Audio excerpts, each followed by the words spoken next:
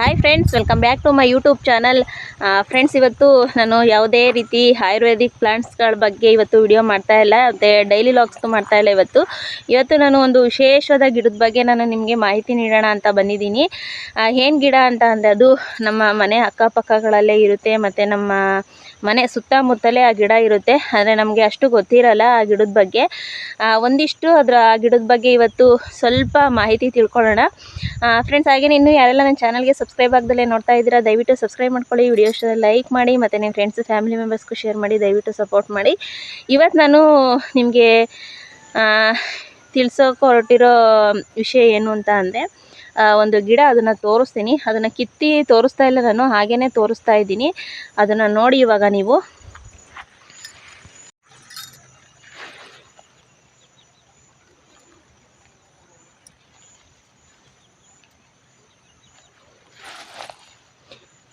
ನೋಡಿ, ಕಾಣಿಸ್ತಿದೆಯಾ? ಇಲ್ಲಿ ನೋಡಿ, ಇದು ಮನೆ ಅಕ್ಕಪಕ್ಕ ಸುತ್ತಮುತ್ತ ತುಂಬಾ ಗಿಡ ಹುಟ್ಟಿರ್ತವೆ. ನಾವೆಲ್ಲೂ ಹುಡಿಕೊಂಡು ಹೋಗಂಗೆ ಇಲ್ಲ. ಮನೆ ಹಿತ್ತಲಲ್ಲಿ ಹಿಂದೆ ಮುಂದೆ ಎಲ್ಲ ಹುಟ್ಟಿರ್ತವೆ. ನೋಡಿ, ಇಲ್ಲಿ ನಮ್ಮ ಮನೆ ಹತ್ರ ಅಂತೂ ತುಂಬಾ ಗಿಡಗಳಿದ್ದಾವೆ. ನೋಡಿ, ಇಲ್ಲಿ ನೋಡಿ, ಅದ್ರ ಜೊತೆ ಇನ್ನೊಂದು ಗಿಡ ಉಟ್ಕೊಂಡ್ಬಿಟ್ಟಿದೆ. ಅದ್ರ ಬಗ್ಗೆ ನಾನು ಈ ಗಿಡದ ಬಗ್ಗೆ ಇನ್ನೊಂದು ವಿಡಿಯೋದಲ್ಲಿ ಮಾಹಿತಿ ತಿಳಿಸ್ತೀನಿ. ಇವಾಗ ನಾನು ತೋರಿಸ್ತಾ ಇರೋದು ನೋಡಿ, ಉತ್ತರಾಣಿ ಗಿಡ ಇದೇನೆ. ನೋಡಿ, ಇಲ್ಲಿ ಮೇಲ್ಗಡೆ ಮುಳ್ಳಿರುತ್ತೆ. ಇದೇನಾದ್ರು ಬಟ್ಟೆಗೆ ಅಂಟ್ಕೊಂಡ್ಬಿಟ್ರೆ ಹಾಗೆ ಹಿಡ್ದು ನಿಲ್ಲಿಸುತ್ತೆ ನಮ್ಮನ್ನ. ನೋಡಿ, ಮುಂದಕ್ಕೆ ಹೋಗೋಕ್ಕೆ ಬಿಡಲ್ಲ ಅದು. ನೋಡಿ, ಇದೇನೆ ಉತ್ತರಾಣಿ ಗಿಡ. ನೋಡಿದ್ರಲ್ಲ, ಈ ಥರ ಕಾಯಿ ಇರುತ್ತೆ. ಎಲೆ ನೋಡಿ ಈ ಥರ ಇರುತ್ತೆ. ನಿಮಗೆ ಇನ್ನೂ ಗಿಡಗಳು ತೋರಿಸ್ಬೇಕು ಅಂತ ಅಂದರೆ ನೋಡಿ, ಇಲ್ಲಿದೆ.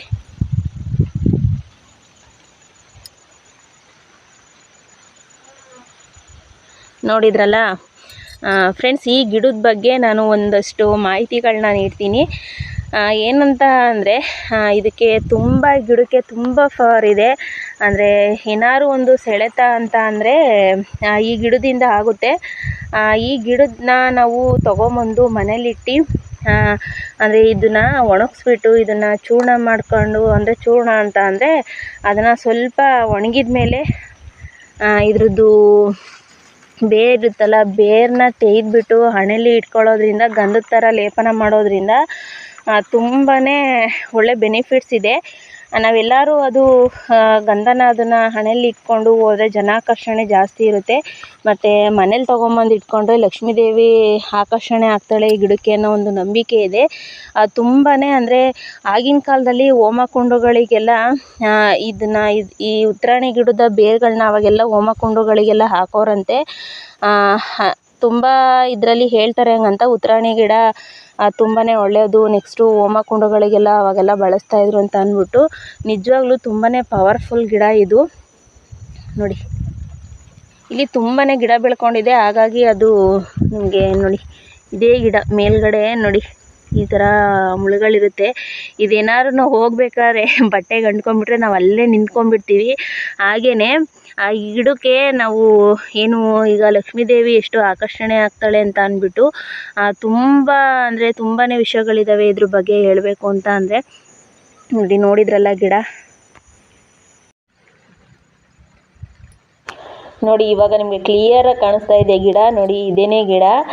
ಎಷ್ಟು ಪವರ್ಫುಲ್ ಗಿಡ ಅಂತ ಅಂದರೆ ಇದಕ್ಕೆ ತುಂಬ ಜನ ಇದ್ರ ಬಗ್ಗೆ ನಂಬ್ತಾರೆ, ಉತ್ತರಾಣಿ ಗಿಡದ ಪವರ್ ಏನಿದೆ ಅಂತ ಅಂದ್ಬಿಟ್ಟು. ನೋಡಿ, ಇವಾಗ ನಿಮಗೆ ಕಾಣಿಸ್ತಾ ಇದೆ ಗಿಡ. ಇದು ನಾವು ಎಲ್ಲರೂ ಹೋಗ್ತಾ ಇದೆ ಬಟ್ಟೆಗೇನಾದ್ರು ಮುಳ್ಳು ಹಂಗೆ ಅಂಟ್ಕೊಂಡ್ಬಿಟ್ರೆ ನಾವು ಅಲ್ಲೇ ಅದನ್ನು ಕಿತ್ತಾಕೋವರೆಗೂ ನಾವು ಮುಂದಕ್ಕೆ ಹೋಗೋದಿಲ್ಲ.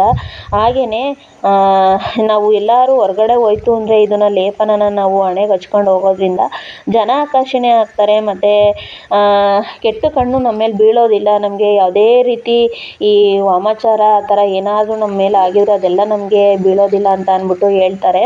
ಮತ್ತು ಕೆಟ್ಟ ಕಣ್ಣುಗಳು, ದುಷ್ಟ ಕಣ್ಣುಗಳು ನಮ್ಮ ಮೇಲೆ ತಾಗೋದಿಲ್ಲ ಅಂತ ಹೇಳ್ತಾರೆ. ಇದ್ರ ಲೇಪನ ಅಷ್ಟು ಪವರ್ಫುಲ್ಲು.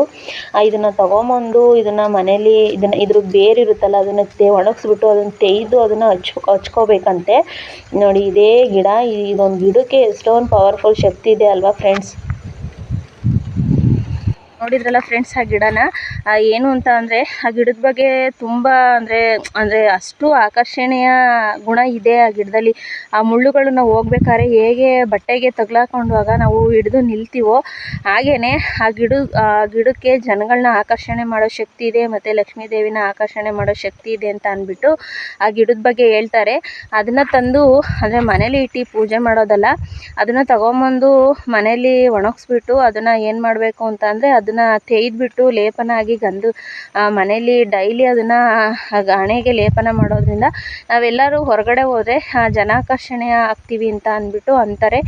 ನೆಕ್ಸ್ಟು ಮನೇಲಿ ಅದನ್ನು ಲೇಪನ ಇಡೋದ್ರಿಂದ ಲಕ್ಷ್ಮಿ ಆಕರ್ಷಣೆ ಆಗ್ತಾಳೆ ಅಂತ ಅಂದ್ಬಿಟ್ಟು, ಲಕ್ಷ್ಮೀ ದೇವಿ ಆಕರ್ಷಣೆ ಆಗ್ತಾಳೆ ಅಂತ ಅಂದ್ಬಿಟ್ಟು ಹೇಳ್ತಾರೆ.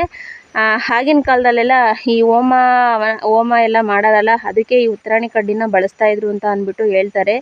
ಈ ಉತ್ತರಾಣಿ ಕಡ್ಡಿಲಿ ಅಷ್ಟು ಶಕ್ತಿ ಇದೆ, ಪವರ್ಫುಲ್ ಗಿಡ ಹೇಳಬೇಕು ಅಂತ ಅಂದರೆ. ನಮ್ಮ ಸುತ್ತಮುತ್ತ ಅಕ್ಕಪಕ್ಕ ಮನೆ ಹತ್ರನೇ ಇರುತ್ತೆ, ಅದೇನು ಬೇರೆ ಕಡೆ ಎಲ್ಲೂ ಹುಡ್ಕೋಕ್ಕೆ ಹೋಗಂಗಿಲ್ಲ.